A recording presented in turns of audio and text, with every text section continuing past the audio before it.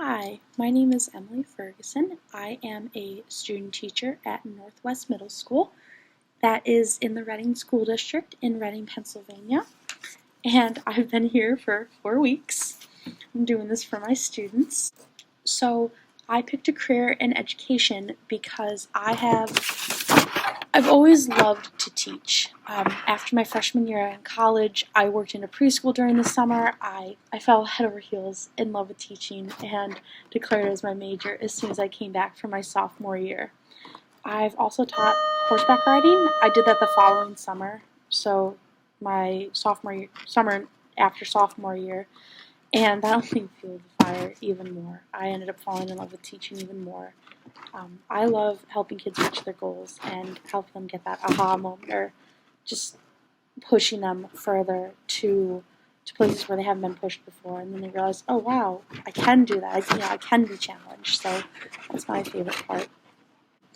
So if I could have any other job besides teaching, which is a really difficult question, I actually have two. So in another life, I would love to train and compete horses in the big show circuits, compete in the Olympics. That's been my dream since I was a kid. But I've also considered going back to school. After I graduate, of course, I would like to go back to school and get a master's in counseling as well as a doctorate in psychiatry. And I want to work with children or adolescents who struggle with their mental health. And even with that, I'd want to stay in an education setting. So whether that's teaching horseback riding lessons or working with a school as a counselor, that's something I'm hoping to do. And I'm hoping to be able to do a little bit of both, whether I teach horseback riding lessons on the side, or whether I just, if I end up staying a teacher, or if I end up becoming a psychiatrist. I would still like to continue to teach and continue to learn and help those kids reach their goals. So how are kids different now than 30 years ago? So kids are a lot more technology focused, which is good. Overall, technology has had a very positive impact. It's helped create accommodations for students who may need it, among other things. Kids are also, in my opinion, more influenced by today's events. So violence in schools has become a bigger, scarier issue over time, from Columbine to Parkland. Unfortunately, kids are also struggling more mentally and emotionally. 1 in 5 kids report having some kind of psychological concern, like anxiety, depression, things like that. And that's just what's reported. The numbers are a lot higher because a lot of it goes unreported. Kids struggle to regulate their emotions due to the pressure that school, home, and society put on them. So the good news is that we can support these kids now that we know how. So kids are different, but that's not a bad thing. Every generation is different. So that's the best part. So it may be different, but we're all contributing in our own way. So how is teaching different now than 30 years ago?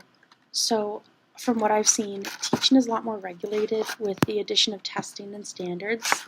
However, it's a lot more inclusive and differentiated. So that means that everybody can get the chance at an equal, comprehensive education. Teachers have always tried to make a difference, but with social media, it's easier to see their impact and share ideas.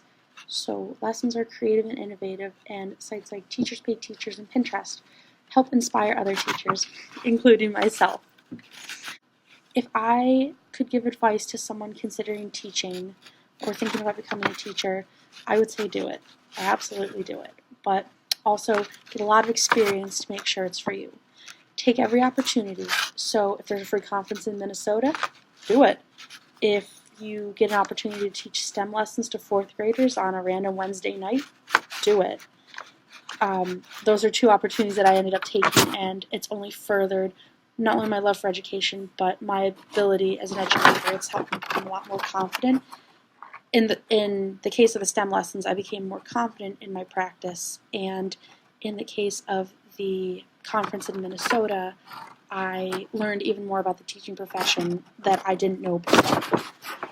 So I would also say to observe as many teachers as you can. I did. I observed all of my old classroom teachers, and I asked them so many questions. They were very patient with me, and that helped me realize that, yes, this is what I want to do, and it made me feel a lot more confident about teaching. So this job is really emotionally and physically exhausting, but it is so worth it. If it's for you, do it. And finally, what is one thing you change to help kids learn better? I'd say the class size and smaller groups. And I know that's a common one, but I feel like one-on-one work is really, really good. Kids benefit so much from it, and it makes teaching a little more manageable. I'd also say more outside time and hands-on learning, but that's just the science teacher in me. I like working with everything nature has to offer and just really getting kids that fresh air. It really, really helps overall with their health. So that's what I would say. And that's it.